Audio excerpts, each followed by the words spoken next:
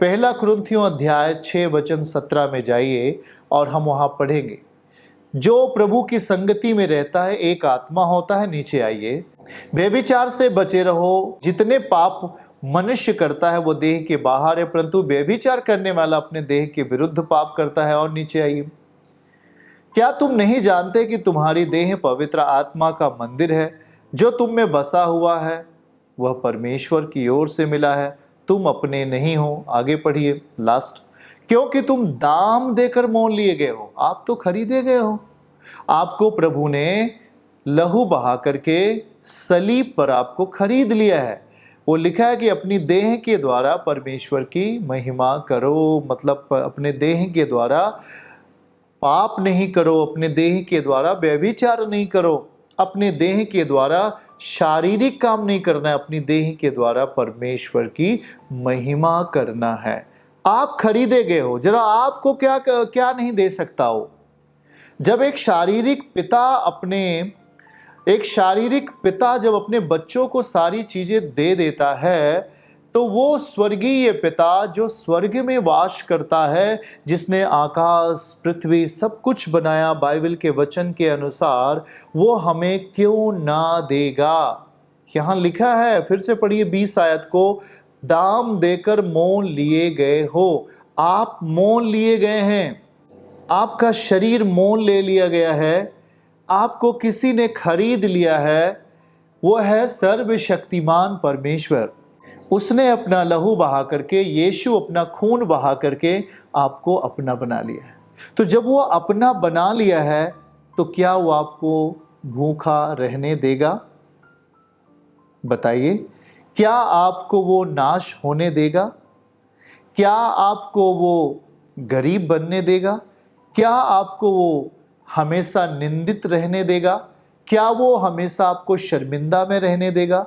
नहीं। पर वो आपके लिए एक बेस्ट टाइम देता है, आपके लिए एक अच्छा समय देता है, एक बहुत अच्छा समय आपके लिए वो देता है, क्योंकि वो आपका पिता है। बस उसके लिए हमें क्या उसे चाहिए, इस दशा में हमें अपने आप को तैयार करना। क्या उसे चाहिए, उस आत्मिक रास्ते पर क्या चाहिए? क्या हमने सांसारिक चीजों को शामिल किया? क्या हमने पाप की चीजों को आत्मिक रास्ते पर शामिल किया? तब वो हमारे लिए रुकता है जब तक कि हम अपने आप को सही नहीं कर लेते, क्योंकि वो जूठे बर्तन पर कभी भी भोजन को नहीं रखता। जब तक आप अपनी जिंदगी को, अपने इस शरीर को व्यभिचार से अलग नहीं करेंगे, सही चीजें हमारे लिए नहीं परोसी जाएंगी। जब तक हम इस शरीर को पवित्रताई के लिए नहीं देंगे, जब हम अपनी इस आत्मा को, जब अपने इस विवेक को, जब अपनी इस बॉडी को जब तक अशुद्धता से बाहर नहीं करेंगे, हमारे लिए सही चीजें परोसी नहीं जाती हैं। और वही समय होता है जब आपके बीच में उलझन भरा रास्ता होता है, आपके लिए सही चीजें उत्पन्न नहीं होती हैं।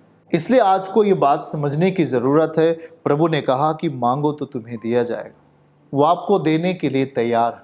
प्रभु परिपूर्ण अवस्था में है, सर्वशक्तिमान है, उसके पास सारी चीजें हैं। स्वर्ग और पृथ्वी का सारा अधिकार मुझे दिया गया है, ऐसा प्रभु कहते हैं, वचन में लिखा है।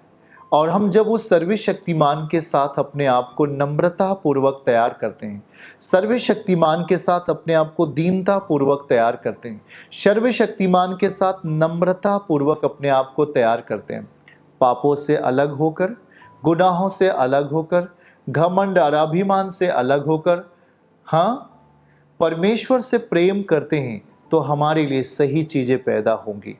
आमीन। जब हम परमेश्वर से प्रेम करेंगे, हमारे लिए सही चीजें पैदा होंगी। और ये चीजें हमें ऐसा नहीं करना है कि हम पहले गंदगी को देख लेते हैं, फिर हम आते हैं, फिर गंदगी में चले जाते हैं, फिर हम स्वच्छता में आते हैं। नहीं, हमें निर्णय लेना होता है।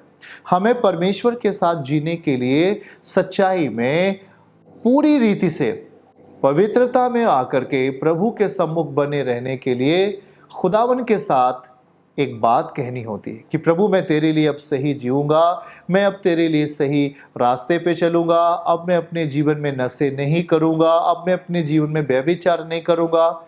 ताकि परमेश्वर पिता का आत्मा हमारा सपोर्ट करे, हमारी सहायता करे, हमारी अगुवाई करे। आप अंधे हो जाते हैं उस टाइम में जब आप पाप की दशा को अपने जीवन में अनुमति देते हैं।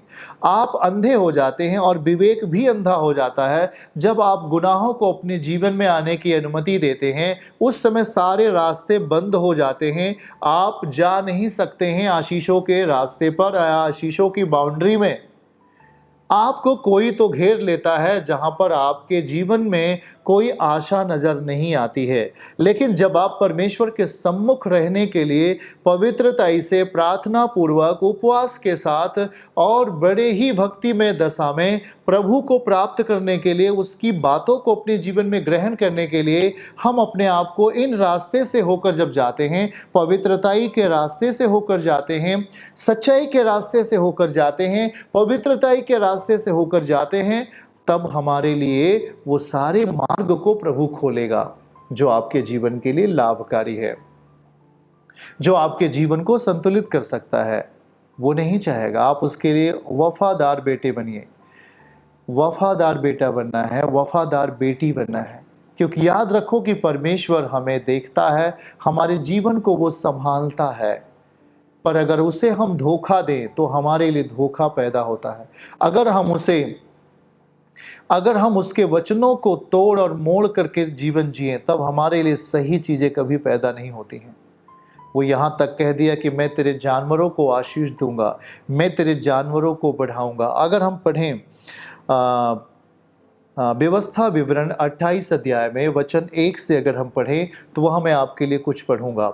लिखा है, यदि तू अपने परमेश्वर यहोवा की सब आज्ञाएं जो मैं आज तुझे सुनाता हूँ चौकसी से पूरी करने का चित्त लगाकर उसकी सुने, तो वह तुझे पृथ्वी पर सब जातियों में श्रेष्ठ करेगा। ओके, और क्या, फिर अपने परमेश्वर यहोवा की सुनने के कारण ये सब आशीर्वाद तुझ पर होंगे। कौन आशीर्वाद? ग्रहण करें। तू धन्य हो नगर में, आप आशीषित हो। धन्य का मतलब होता है आशीषित। आप आशीषित हो नगर में और आप आशीषित हो खेत में। कहीं भी जाइएगा आप सुनसान नहीं रहिएगा, आप में खालीपन नहीं रहेगा, आप धन्य की कैटेगरी में होंगे। धन्य हो तू नगर में, धन्य हो तू खेत में। आगे पढ़िए, धन्य हो तेरी संतान, आपकी संतान शापित नहीं होगी, दारू पीने वाला नहीं होगा, व्यभिचार करने वाला नहीं होगा, आपका संतान आशीष में होगा। धन्य हो तेरी संतान, धन्य हो तेरी भूमि की उपज, आपकी भूमि की खेती भी अधिक होगी, उपजाऊ होगी, उसमें रोग नहीं लगेंगे। धन्य हो तेरे गाय, भेड़, बकरी और पशुओं के बच्चे। और आगे पढ़ लीजिए, धन्य हो तेरी टोकरी, धन्य हो तेरी कठौती जहां पर अन्न रखा जाता है। ओके, और आगे पढ़ लीजिए, धन्य हो भीतर आते समय, धन्य हो बाहर जाते समय। बाहर जा रहे हो तो आप खाली हाथ वापस नहीं आओगे, आशीषों के साथ। धन्य हो भीतर आते समय, धन्य हो बाहर जाते समय। और आगे पढ़ लेंगे जल्दी से, यहोवा ऐसा करेगा कि तेरे शत्रु जो तुझ पर चढ़ाई करेंगे, चाहे वो बीमारी के रूप में हो, चाहे वो शारीरिक दशा में हो, चढ़ाई करेंगे, वो तुझसे हार जाएंगे। वे एक मार्ग से तुझ पर चढ़ाई करेंगे, परंतु तेरे सामने 7 मार्ग से होकर भाग जाएंगे। तेरे खत्ते और जितने कामों पर तू हाथ लगाएगा उन सब पर यहोवा आशीष देगा। चाहे छोटा काम हो, चाहे बड़ा काम हो, जिस पर भी आप हाथ लगाएंगे उस पर आप परमेश्वर आशीष देगा। और इसलिए जो देश तेरा परमेश्वर यहोवा तुझे देता है उसमें वह तुझे आशीष देगा, वह तुझे आशीष देगा। देखो कितनी बड़ी बात प्रभु कह रहे हैं, इसके आगे भी अच्छा है, आशीष देगा यदि तू परमेश्वर यहोवा की आज्ञाओं को मानते हुए उसके मार्गों पर चले, उसके वचन को मानते हुए उसके मार्ग पर चले, तो वह अपनी शपथ के अनुसार तुझे अपनी पवित्र प्रजा करके स्थिर करेगा। आमीन। तो ये रहा आपकी कठौती, ये रहा आपके गाय, भेड़ और बकरियां आशीषित होंगी, ऐसा बाइबल का वचन सिखा रहा है। तो आज परमेश्वर आपको ये चीजें क्यों कह रहे हैं? यदि पहली आयत को पढ़ लीजिएगा इसी से, क्यों कह रहा है? क्योंकि आप ऐसे जियोगे। पहला वचन लिखा है, यदि तू अपने परमेश्वर यहोवा की सब आज्ञाएं, आप झूठ नहीं बोलते पर व्यभिचार करते, आप टाल रहे हैं, आज्ञाओं को नहीं मान रहे, आप परमेश्वर की आज्ञा तोड़ रहे हैं। लिखा है सब आज्ञाएं, आप अपने माता पिता का आज्ञा का पालन नहीं करते हैं। लिखा है इफिसियों 6:1 में, मसीह में अपने माता पिता का आज्ञा का पालन करो। लेकिन यहां देखिए क्या लिखा हुआ है, यहोवा की सब आज्ञाएं, हर आज्ञाएं जो प्रभु ने आपको दिए हैं, जो मैं आज तुझको सुनाता हूं, जो भी आपने सुना, चौकसी से, मतलब कि कोई भी चीजें आपके जीवन से छूटनी नहीं चाहिए। सही चीजें करने के लिए तैयार रहो और बुरी चीजें ना करने का निर्णय लो। पाप की चीजें छोड़ने के लिए मन को सुदृढ़ करो और सही चीजें प्राप्त करने के लिए मन को खोलो। लिखा क्या है, फिर से पूरा पढ़ लेंगे। लिखा है कि जो मैं आज तुझे सुनाता हूं, चौकसी से पूरी करने का चित्त लगाकर उसकी सुने, तो वह तुझे पृथ्वी की सारी जातियों में श्रेष्ठ करेगा।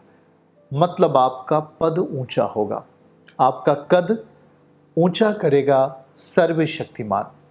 तो हमें बाहर आना पड़ेगा गंदगियों से और सच्चाई को अपना आहार बनाना है।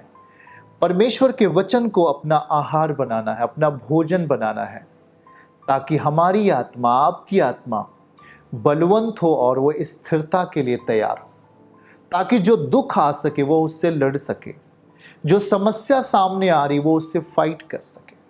हमें परमेश्वर के वचन के साथ, प्रार्थना रूपी जीवन के साथ बने रहने की जरूरत है।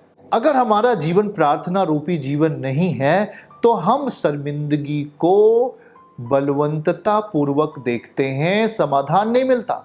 तो आज अगर आप आशीषों का लेबल पाना चाहते हैं, परमेश्वर की मौजूदगी को शक्ति के साथ देखना चाहते हैं, तो हमें उस आत्मिक लेबल पर आना होगा। झूठी चीजों को छोड़ना होगा।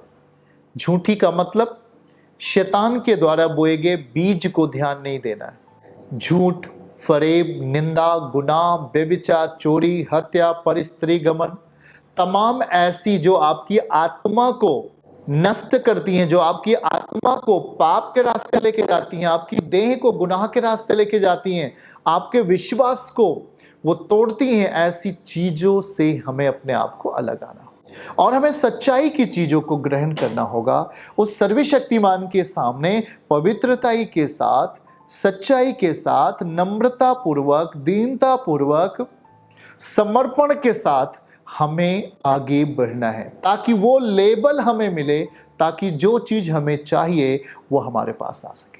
चर्च की सभी प्रार्थनाओं को और परमेश्वर के दास के द्वारा टीचिंग सुनने के लिए और अपडेट्स को जानने के लिए हमारे इस चैनल को सब्सक्राइब करें और साथ में बेल आइकन को जरूर दबाएं, ताकि जब भी लाइव प्रार्थना हो तो सबसे पहले आप देख सकें।